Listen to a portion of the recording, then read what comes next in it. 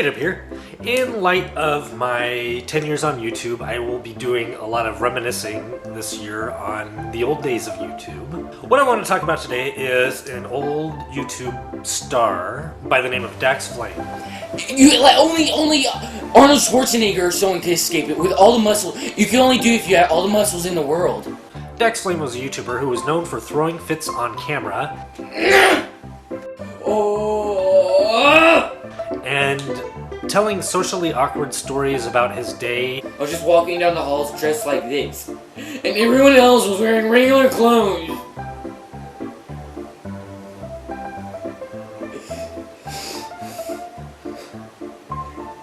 Why does it happen to me? One of the big driving forces behind DaxFlame's popularity was the question of, is he for real or is he acting? To put things into context, DaxFlame came about shortly after YouTube's first big controversy called the Lonely Girl 15 controversy. In the early days of YouTube, the YouTube community consisted of a network of friends and rivals who communicated via webcam. One such YouTuber was a young girl who went by the YouTube handle Lonely Girl 15. It was eventually revealed that Lonely Girl 15 was actually an actress who had been hired and was being paid to play the part of a webcam vlogger. YouTubers felt betrayed and disillusioned to learn that what they perceived to be an online friend was actually speaking from a script written by somebody else. The Lonely Girl 15 scandal sent shockwaves through the fledgling YouTube community. At the time DaxFlame came around, the impact of Lonely Girl 15 was still fresh, and it was common for people to speculate as to the authenticity of YouTubers, even if the video in question were an obvious satire not intended to be believed in the first place. I saw this eraser fall off this chalkboard, and I just started crying. DaxFlame, who claimed his real name was Bernice Jacques, started out as sort of a shy, mumbling guy. My grandpa was the first one. And gradually transitioned into a more confident in his oblivious awkwardness character. Cameron, sit down! And he threw a big fit, like, sit down! Like that. And, I got up and I said, no, Coach L, you sit down! Essentially, he lived in a world in which he saw himself as just totally rational, while everybody else was just ridiculous and crazy as they reacted to his awkwardness and tantrums. So I'm sitting there. He says, you're such a brat. And he's trying to make me look like the fool. DaxFlame gained recognition amongst YouTube celebrities.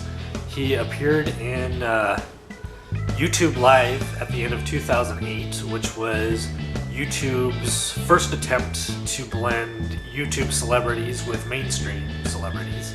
And he gradually sort of disappeared from YouTube as he grew out of the DaxFlame character, and went on to appear in several movies billed as DaxFlame. He was in 21 Jump Street, as well as the sequel 22 Jump Street, and a couple other movies. And he is actually billed as DaxFlame on his IMDb page. So the big driving force behind DaxFlame was essentially, is he for real or is he another fake like Lonely Girl 15? In fact, one of my first videos was kind of a spoof. There was a guy with a YouTube handle, Elephant831, who made a couple of videos claiming that DaxFlame was real and that he went to school with him by showing that there's a picture of DaxFlame in his yearbook. And then several YouTube detectives came on demonstrating that this picture of DaxFlame was actually a still shot from one of his videos that had been attached into the yearbook. And so I made a video in which I claimed that Elephant831 couldn't be in school with DaxFlame because I have a picture of Elephant831 in my yearbook. And they're still in there to this day. Good old anonymous hi.